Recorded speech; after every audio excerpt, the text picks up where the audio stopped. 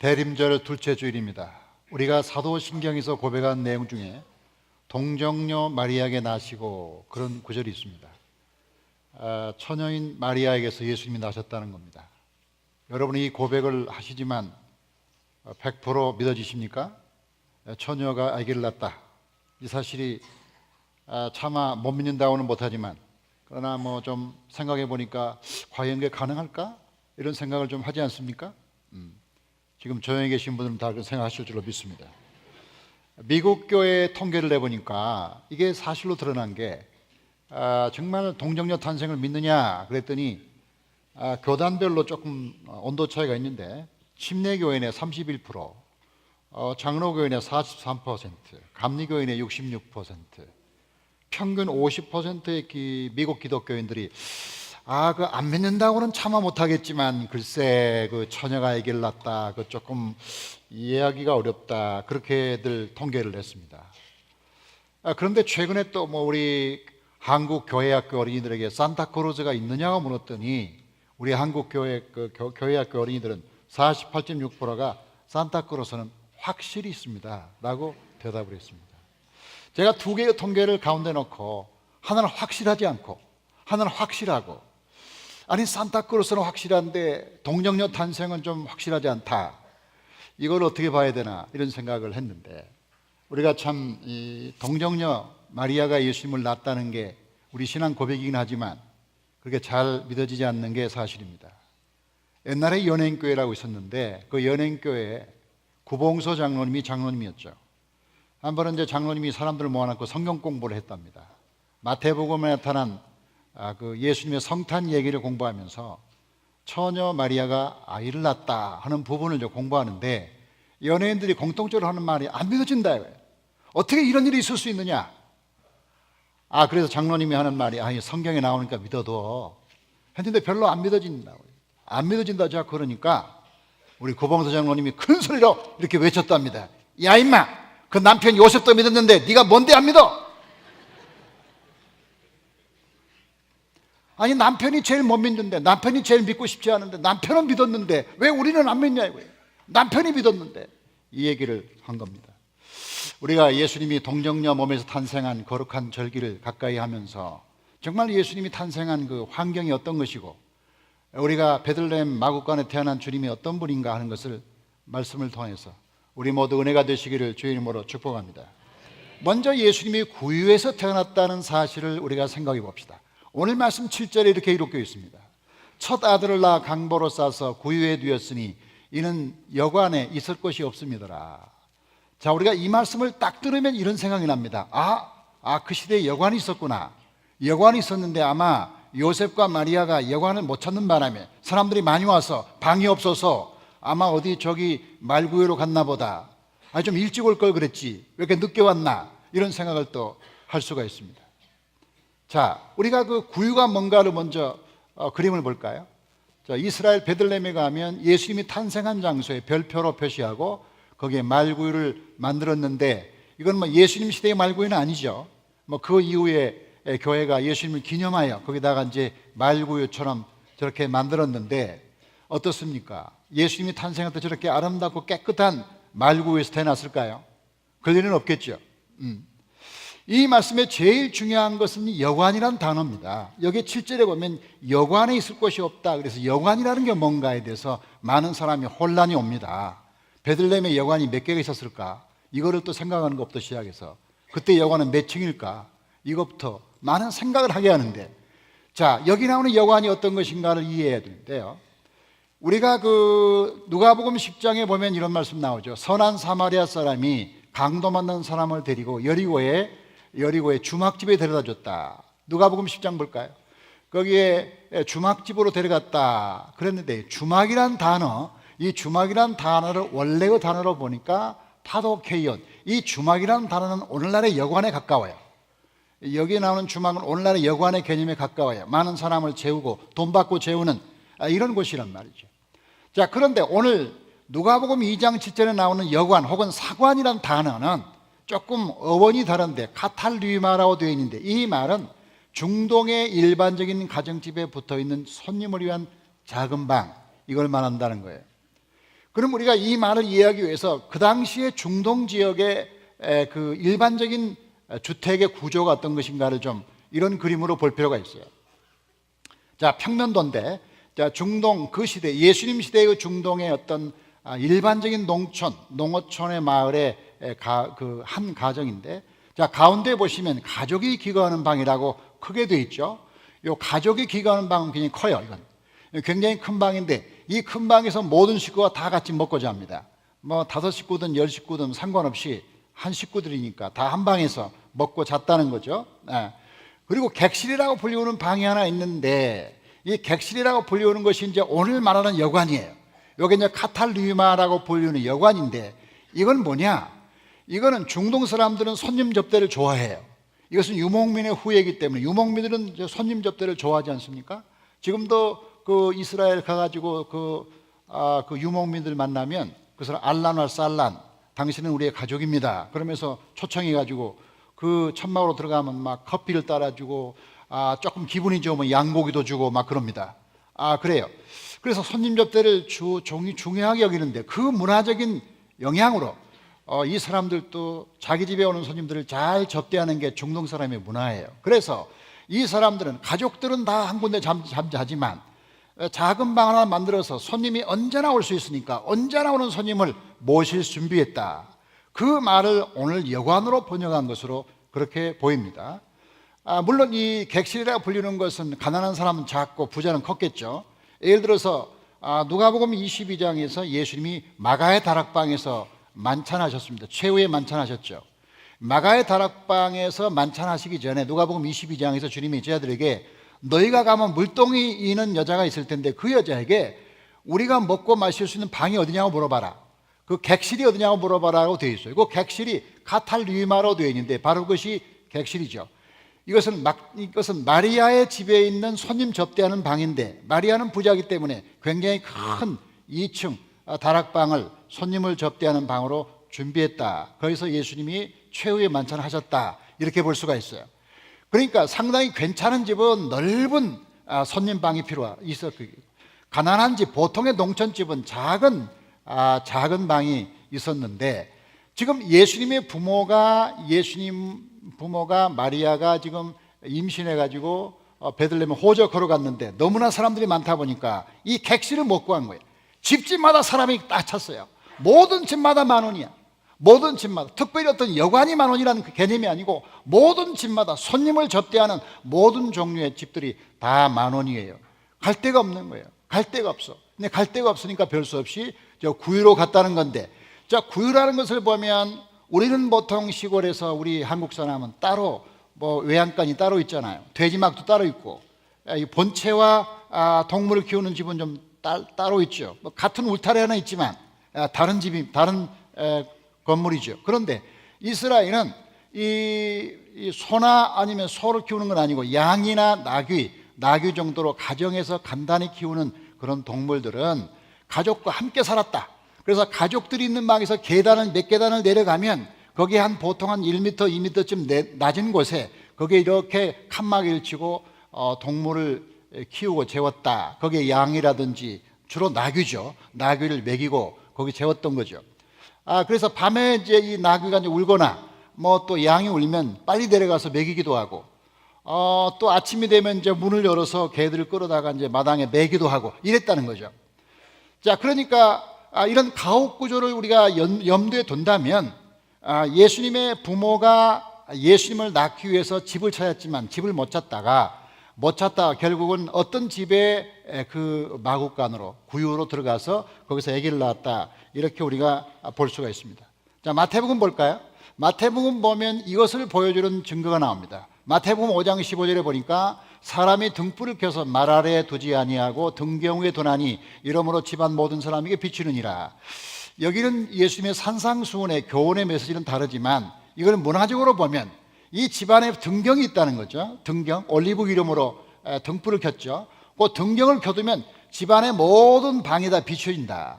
이 말은 그 옛날에 예수님 시대의 집이 크지 않다는 걸 의미하고, 그 다음에 큰 방에다가 올리브 기름을 켜놓으면 모든 방마다 다 불이 비쳤어요. 모든 방마다 다 불을 필 수 있는 상황이 아니에요. 그러니까 불 하나 가지고 그냥 그 불을 피워두면 외양간에도 비치고 객실도 비치고 이렇게 되는 것을 말합니다.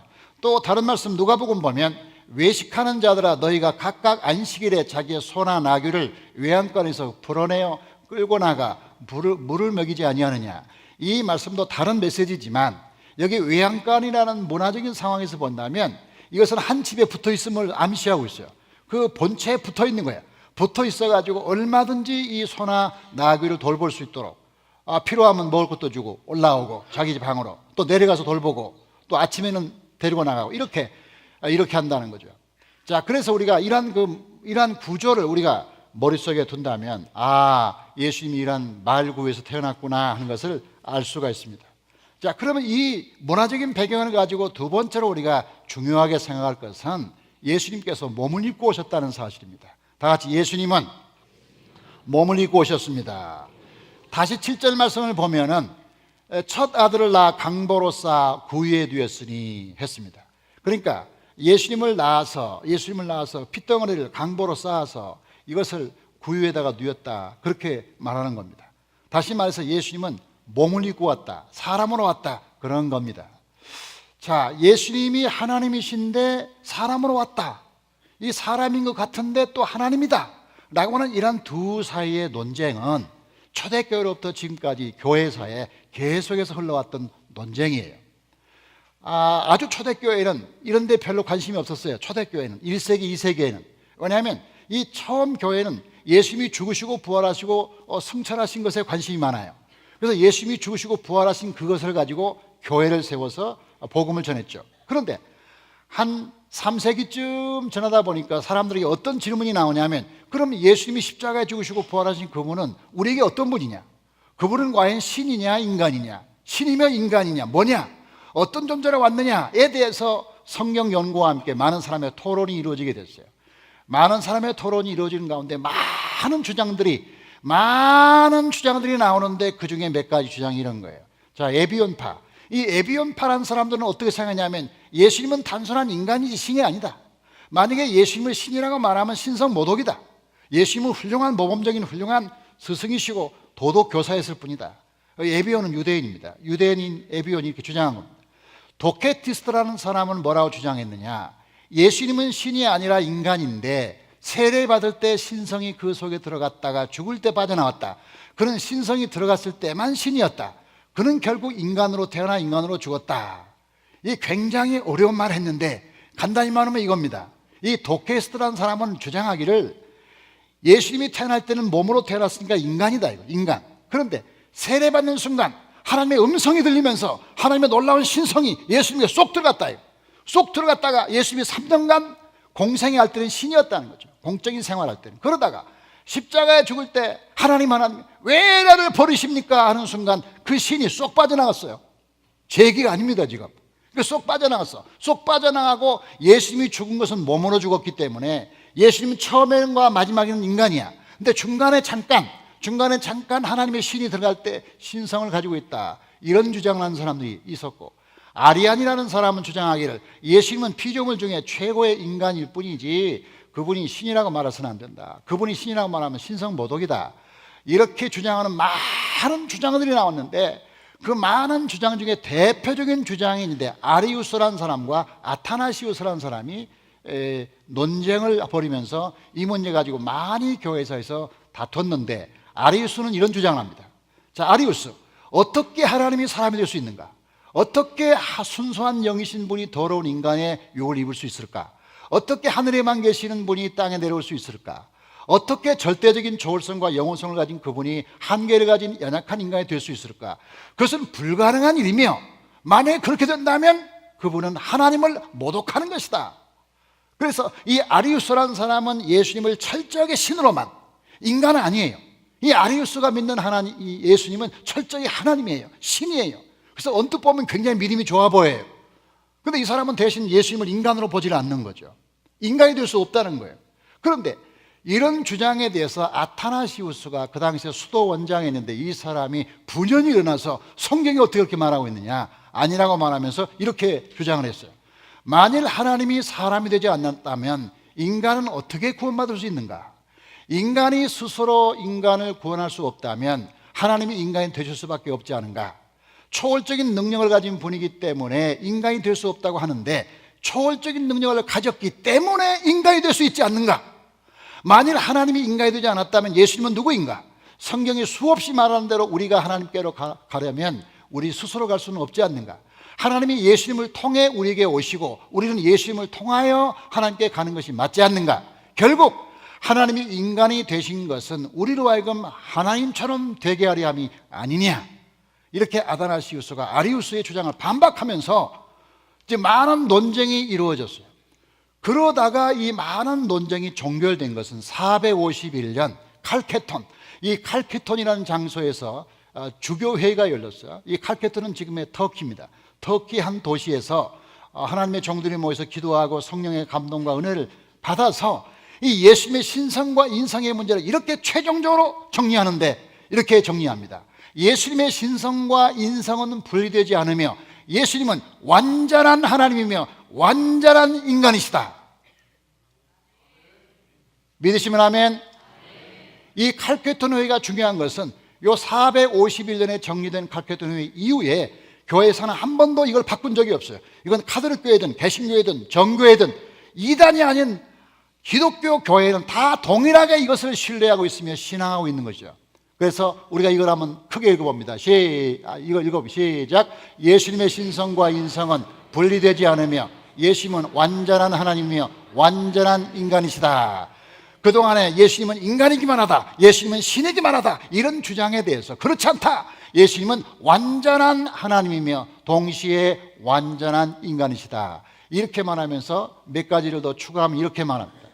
자, 예수님이 완전한 신이며 완전한 인간이라는 것은 우리의 모든 구원은 하나님에게서 나오고 우리의 구원의 처소는 오직 사람에게 있다는 것을 의미한다. 그 마지막 문장이 중요해요. 예수님이, 거기 한번 읽어봐요. 시작. 예수님이 완전한 신이기에 그가 우리를 구원하실 수 있고 예수님이 완전한 인간이시기에 그를 통해 우리가 구원받을 수 있다. 자, 예수님이 완전한 하나님이고 완전한 신이어야 된다. 예수님이 완전한 신이기 때문에 우리를 구원할 수 있지 않느냐, 예수님이 완전한 인간이기 때문에 우리를 이해할 수 있지 않느냐. 이 구원이라는, 구원할 수 있는 능력과 사랑이 두 가지가 있어야 돼요.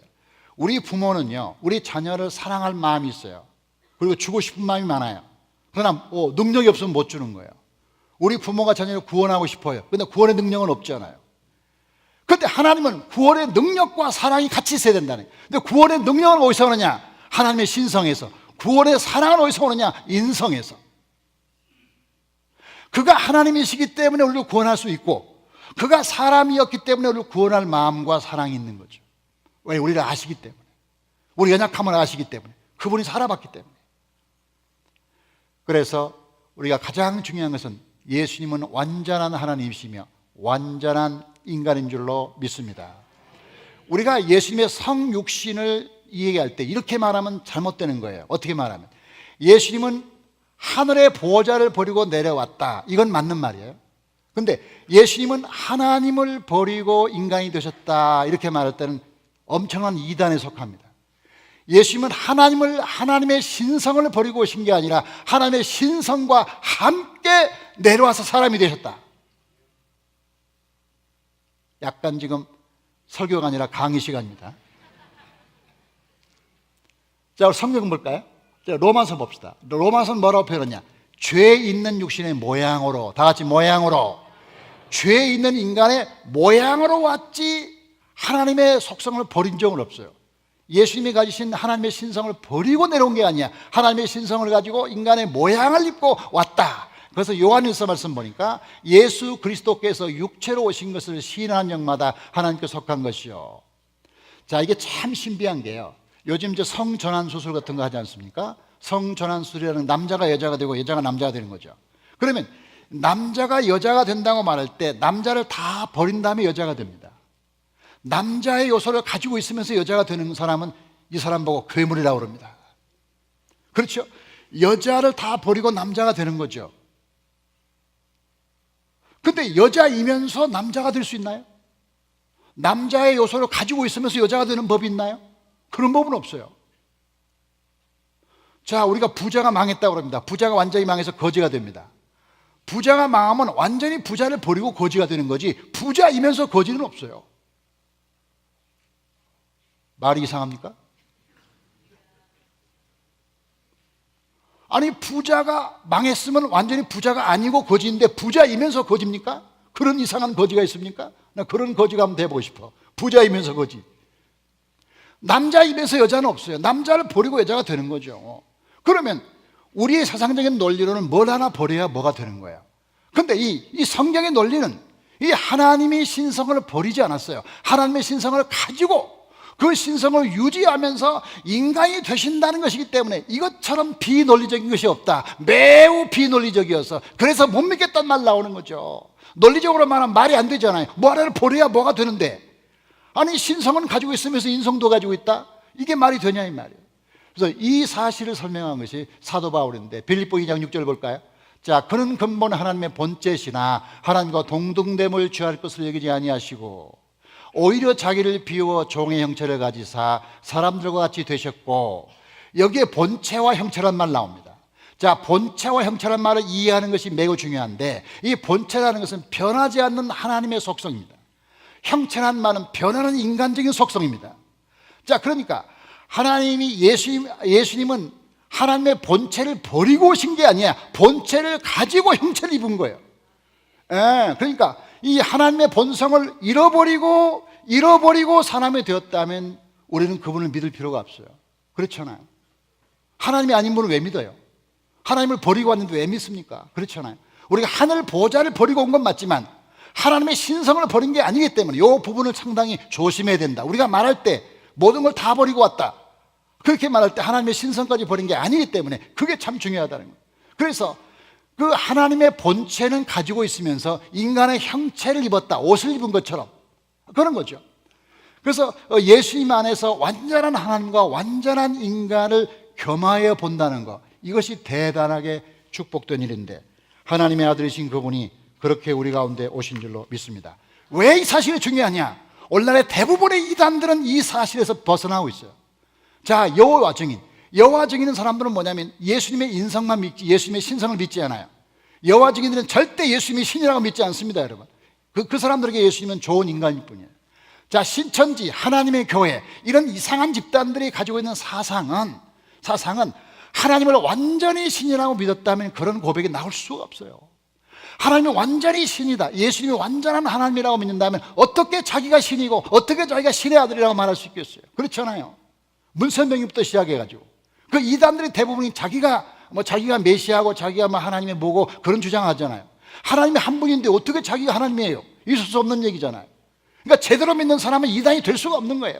하나님, 예수님이 완전한 하나님이시고 완전한 인간이라고 믿는다면 그 믿음만 제대로 믿어도 이단이 될 수가 없게 돼 있어요. 근데 이 사실이 흔들리기 때문에 예수님이 반쯤은 신이고 반쯤은 인간인가? 2분의 1 더하기 2분의 1 더하기 1인가? 이거는 뭐라고 그래요? 이건 괴물이라고 불러요. 이건 신도 아니고 사람도 아닌 거야. 완전한 신이고 완전한 인간이에요.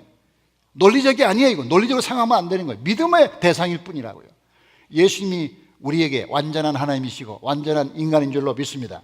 자, 그렇다면 우리가 그분을 이 대림절에 그분을 우리 가운데 모셔야 되는데, 가장 중요한 키워드는 이겁니다.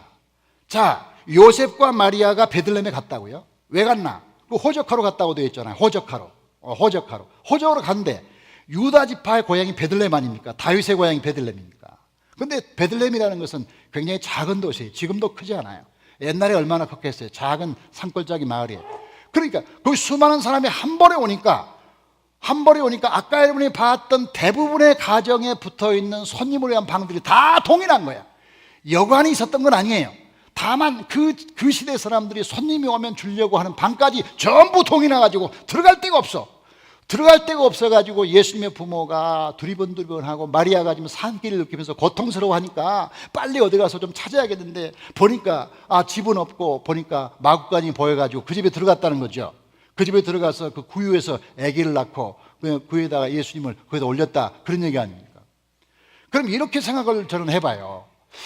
자, 예수님의 부모가 방을 못 구했다는데, 아니 하나님이 능력이 많으신 분이, 천지를 지으시고 역사를 지으시고 세상을 바꾸시는 분이, 아니 그걸의 아들이 태어나는 데 있어서 좀 좋은 방을 마련 못했냐? 하나님이 능력이 많으신데 뭐 아무리 늦게 왔어도 그분의 아들이 태어날 방은 하나님이 못 마련하셨을까? 아니 그거 말이 되나? 아니 방 하나 구하는 게 그렇게 어려워? 하나님이 능력이 많으신데 그분의 아들이 태어나는데 아니 방은커녕 큰 대궐 같은 집을 왜 못 마련하셨냐 하는 생각을 해볼 수 있어요.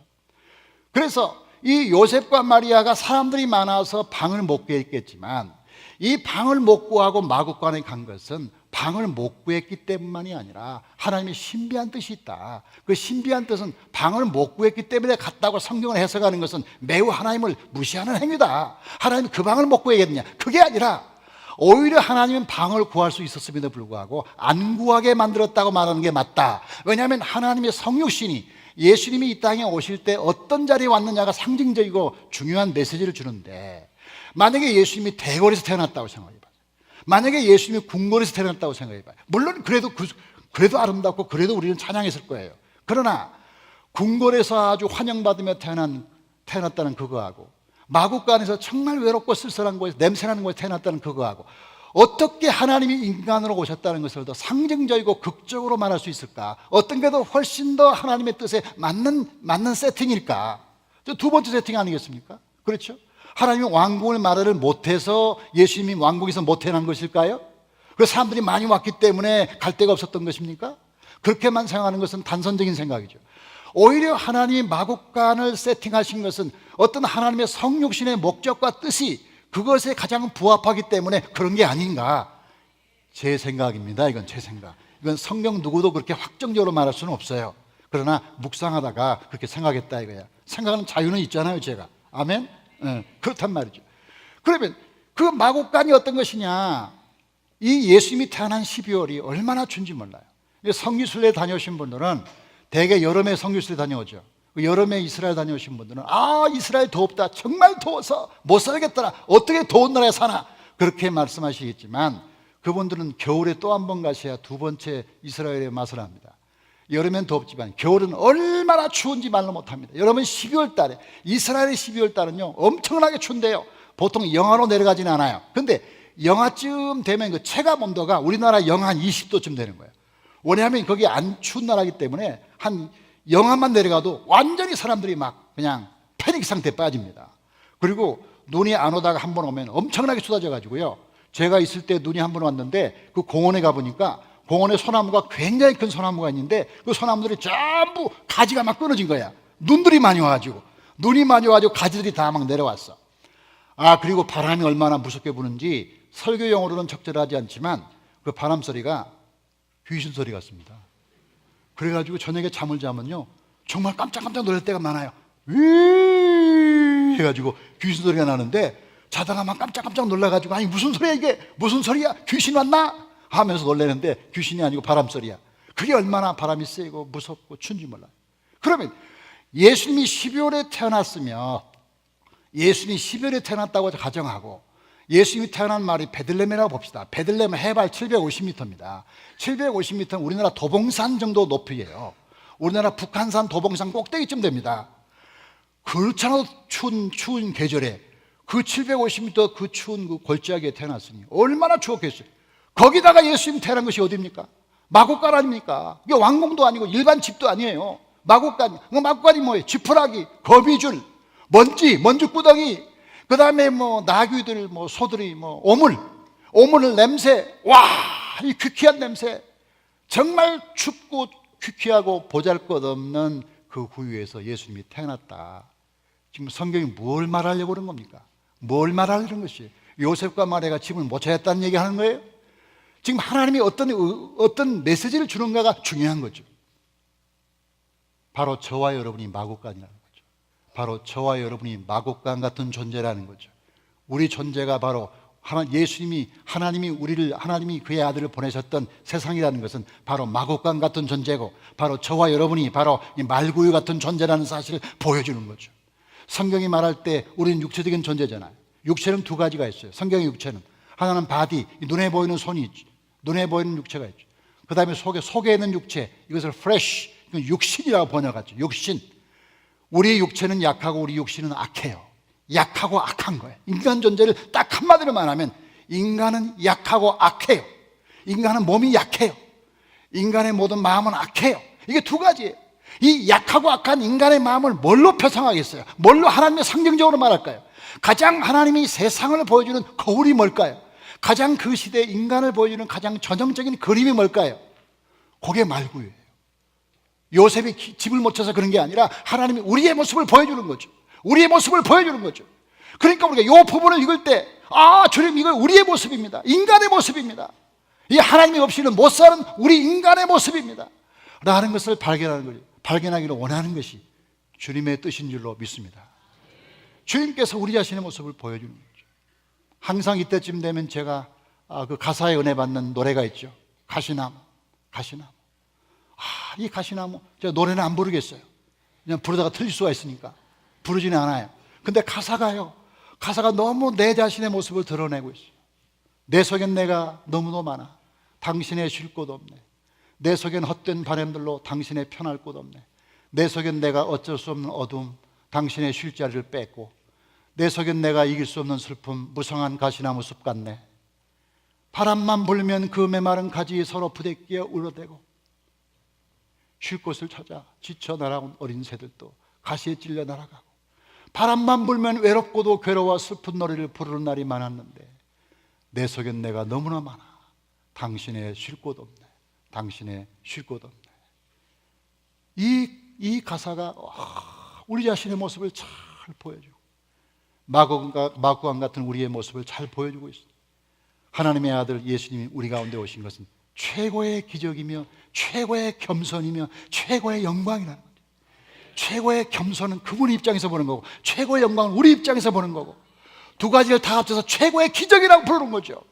하나님의 아들이 그 낮은 곳에 오셔서 저와 여러분 같은 그런 존재 속에 오신 것은 부정한 우리를 정결케 하시려고, 어둠 속에는 자연 우리에게 어둠 속에 빛을 비춰주시려고, 그리고 삭막하고 추운 곳에 따뜻한 온기를 주시려고, 그리고 하나님 멀어진 그곳에 하나님 더 가까이 하게 하시려고.